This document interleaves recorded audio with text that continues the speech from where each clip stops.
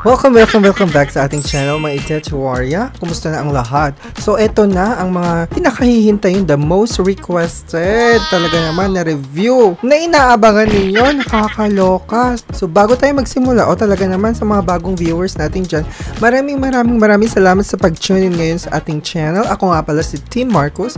Nagre-review ako ng financial products and services that's including credit, loans, and savings products. O, ang taray. Isama na rin natin dyan ang mga OLA o mga online lending platforms. Hinihimay-himay natin ang kanilang mga interest rates, fees, charges, and other chimeniments. O talaga naman, for public awareness. O, antaray. In today's video, eto na ang mga top digital banks na nag-o-offer ng mga loans.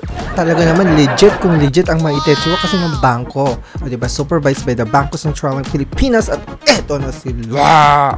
Eto, may listahan na naman nakira. O diba, antaray, hindi ba? So talaga naka-prepare ako sa mga nagre-request. Ito na, pa-shoutout sa inyo sa mga nagre-request ng video na Itechuaria. Don't forget to subscribe and click the notification bell para every time na magkakaroon tayo ng mga ganitechewang mga video kayong unang matatalsikan. And of course, nagpapag-giveaway din tayo. Mapa-Gcash man or items yan. O talaga naman, tuwang-tuwa sina kuya ate natanggap na nila ang kanilang mga giveaway from your Itechuaria. Antaray! Simulan na natin. Unang-una, sa aking listahan, I see Kumu by East West Bank. O diba? Ito yung mga alam nating mga digital banks na legit talaga. Kasi nga, paulit-ulit tayo, hindi ba? Hindi lang dahil sa SEC registered sila at supervised by the Bangko Sentral ng Pilipinas. And talaga naman, CIC accredited din sila. So, ibig sabihin, nagsosubmit sila ng ating mga credit or payment history sa CIC. At maaasahan natin sila na wala silang mga halong kaharasmentan or kajaras-jarasmentan, hindi ba? Basta magbayad tayo on time. And of course, lagi kong pinapaalala sa inyo na be a responsible jutangera. When I say be a responsible jutangera, magbayad on time tayo, wag malate, wag takasan ang obligasyon. Diba, tara? So, ito na nga si Kumu. May review na ako dito sa Kumu. Pwede nyo panoorin. I-click nyo yung nasa taas. May link tayo dito sa Kumu. So, itong si Kumu, nag-offer siya ng hindi lang personal loan. Meron din siyang teacher's loan, salary loan, at saka car loan, te. Antaray. What is East West Personal Loan? This is a multi-purpose loan, non-collateral loan, financed by East West Bank. Talaga naman. And ito, available sa mga qualified Kumu account holders. Ako, hindi ako qualified. Kung napanood niyo yung video na yan, hindi pa ako qualified kasi nga, wala naman akong savings sa kanila or wala namang laman yung savings ko sa kanila. So, all you have to do to apply there, kailangan mo mag-sign up sa sa Kumu. At syempre, of course, kailangan may maipakita tayo na proof na talaga naman may savings account tayo or nagpuponto talaga tayo, nagde-deposit tayo ng kaperahan natin sa Kumu. Mas malaki ang chance para ikaw ay ma-qualify sa Kumu loans. So, ang kagandahan dito kay Kumu kasi dahil nga sa bangko itong mga ito, maganda siya kasi you can borrow from 25,000 pesos up to 2 million pesos there, and that's subject to your capacity daw to pay and approval of East West. Subject for credit approval pa rin siya. And then, installment siya. Of course, kasi loan, hindi ba? So, may installment yan for a certain time period. Check nyo na lang yung sa Kumu app mismo. Okay, so ito na yung mga fees niya, te. So, kung ma-delay ka ng payment, te, may 8% of the past due amount or 500 pesos, whichever is higher. So, advice ko sa inyo, wag na wag kayong malilate kasi nga malaki yung 8%. And is there any fee? Sabi niya, there is a one-time application fee of 19 deducted from your loan proceeds if you avail the loan. So if your loan is above 250,000 pesos, documentary stamp tax or DST equivalent to 1 peso and 50 cents for every 200 pesos of the loan amount will apply. So madededuct din ito sa loan proceeds mo. So you can check Kumu app, mayroon din silang teacher's loan loan, salary loan, and car loan para malaman nyo yung mga nilalaman ni Techi.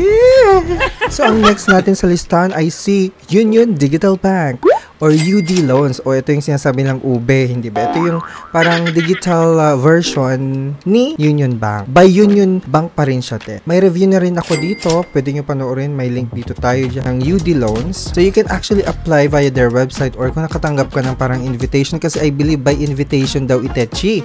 So, kailangan talaga meron kang account or savings account with Union Bank. Kasi ako may account naman ako kay Union Bank. Yun nga lang, hindi ko tinanggap yung offer na personal loan ni Union Bank last year kung napanood yung video na Itechi Waria. So, tinanggihan ko siya kasi ang baba nang bigay sa akin. Te, fastest way to get cash daw.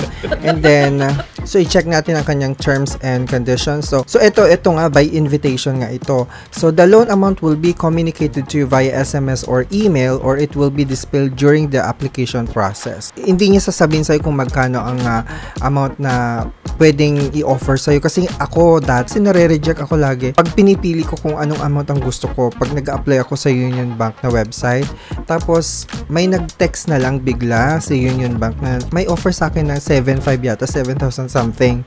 So, tinanggihan ko kasi ang baba kasi kailangan ko mas malaking amount. And then, ito yung terms nila or installment terms nila. So, loans can be availed in 1, 2, 3, 6, and 12 months terms. O, mahaba-haba siya. So, may processing fee ba dyan, Tim Marcos?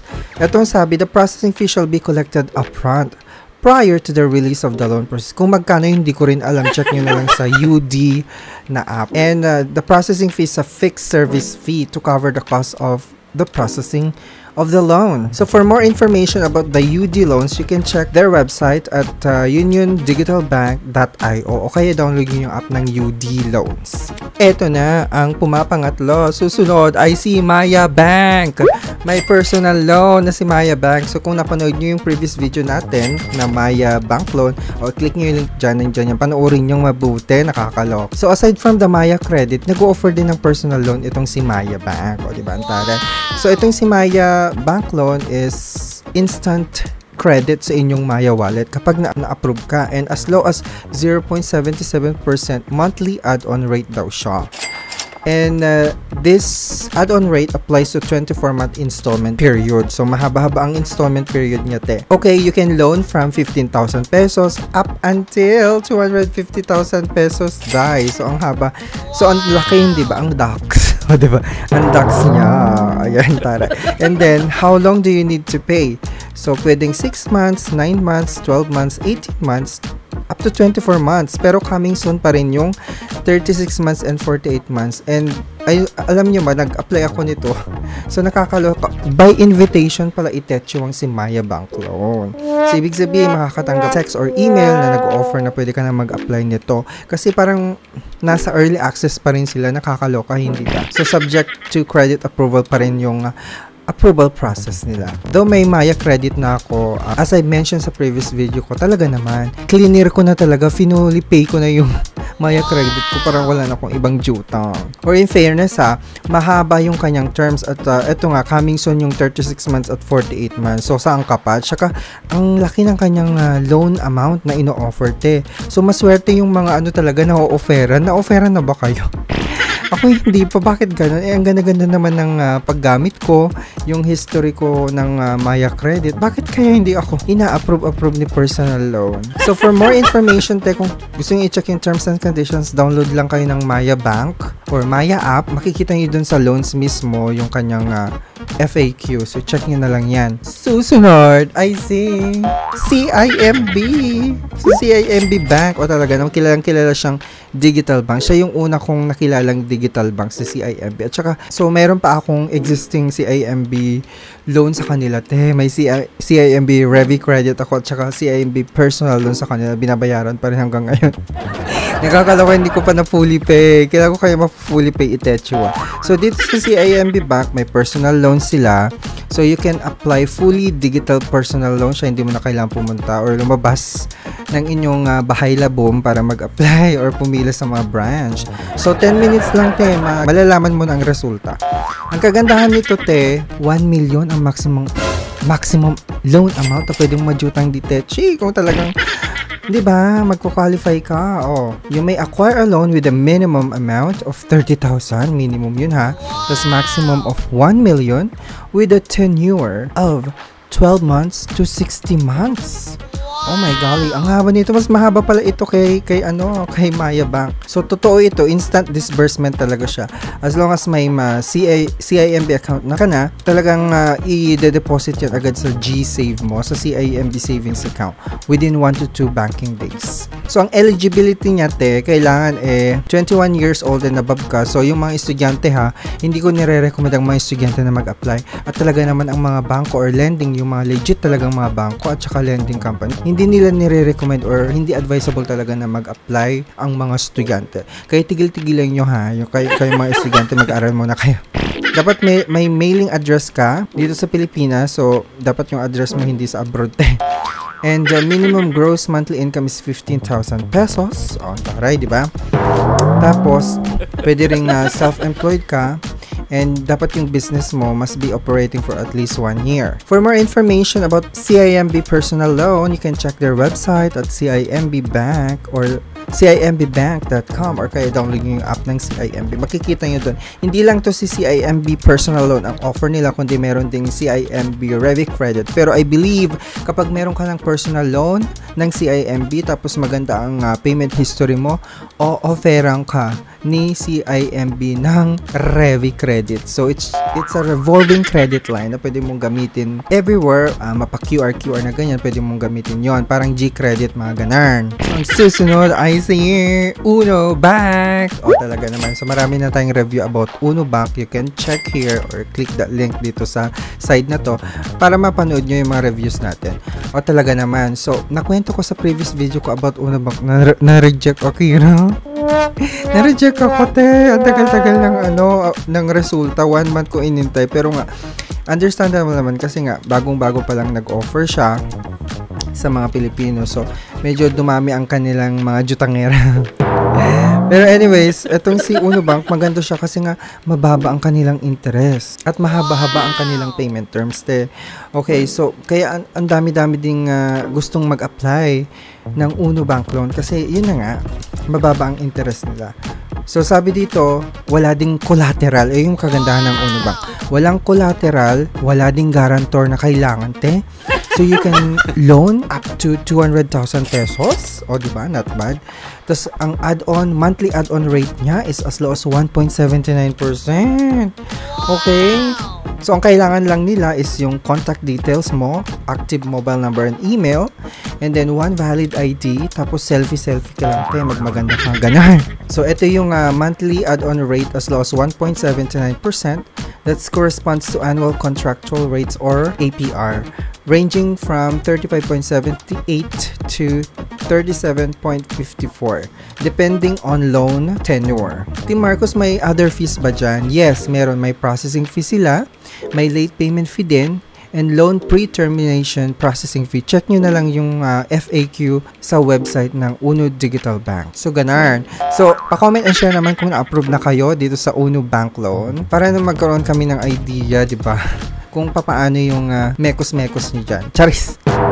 So, eto na ang last but not the least, si Tonic Bank. Ang taray, di ba? Ang dami ko ng review dito sa Tonic Bank Loan. Kung napanood yung mga previous video natin and click nyo lang yung link dito, hindi lang personal loan or quick loan ang in-offer ni Tonic Bank Loan. Meron din silang big loan, shop installment loan. So dito sa quick loan, actually I believe na naklaro ko na itong Tonic Bank ko. Wala na akong pagkakajutang. Napaka-flexible ng payment terms nila, up to 12 months. So you can loan up to 20,000 pesos daw for quick loan. Bumaba siya. Bumaba siya. Tapos as low as 4.24% monthly add-on interest rate. Ang laki na. Nagbago na si si Tonic Quick Loan, iba na. Okay, lumiit na lumiit na yung terms niya, up to 12 months lang. Ako 24 months yung sa akin Tapos taas na ng monthly add-on rate 4.24% na siya. Okay, well anyways, check nyo na lang yung details ng Tonic Quick Loan. So, ang kagandahan naman nito si Tonic Bank Loan, walang harassment talaga. As in, lahat ng mga nabanggit ko dito sa review na to, sa video na ito, walang mga harassment akong natanggap sa kanila. Though may mga past due din naman ako, nalilate din ako, pero hindi naman sila yung mga nanghaharas. So, no hidden bank fees, safe and secure siya kasi nga, compliant sila sa data privacy and BSP regulations. So, supervise sila ng Bangko Sentral ng Pilipinas. So, 5,000 pesos ang kanyang minimum loan amount for quick loan up to 20,000 pesos. And that's 6 months, 9 months, 12 months na installment period. Meron din silang tinatawag na big loan. Ito yung talagang mapapajutan ka ng milyon. Kasi ito suitable siya for yung mga jutangerang naghahanap ng pagkakakitaan or gustong magpatayo ng business o kaya kumuha ng condo or housing, di ba? Pwede yung gamitin ang big loan. For more information about their loan products, you can visit their website at tonicbank.com or kaya i-download nyo yung app ng Tonic. So that's it, mga Itechua. O, ayan yung mga top digital bank na nag-offer ng mga loans. Maraming salamat sa panonood. And again, reminder ko lang, be a responsible jutangera. Kung gusto mong jumutang, mag-decide kang mabuti. Pag-isipan mo mabuti, kailangan ko bang jumutang talaga? Para saan aking jujutangin? Pang boylet ko lang ba, Itechi? Pang travel ko lang ba? Pang pok-pok ko ba? Mga ganyan, mag-isip kayo mabuti. Pang invest ko ba? Or isi-save ko ba itong pera for my future husband?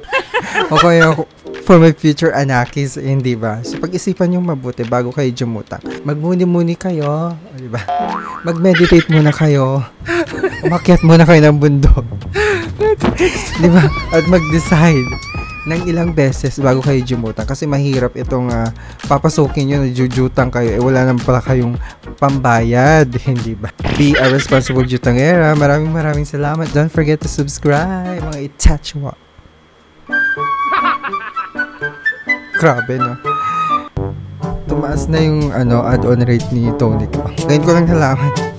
Nakakajutang na ba kayo? Jutang na kayo, no? Kilala ko kayo. Jutang na sila. Jumutang na kayo. Mag-decide kayo mabuti. Te!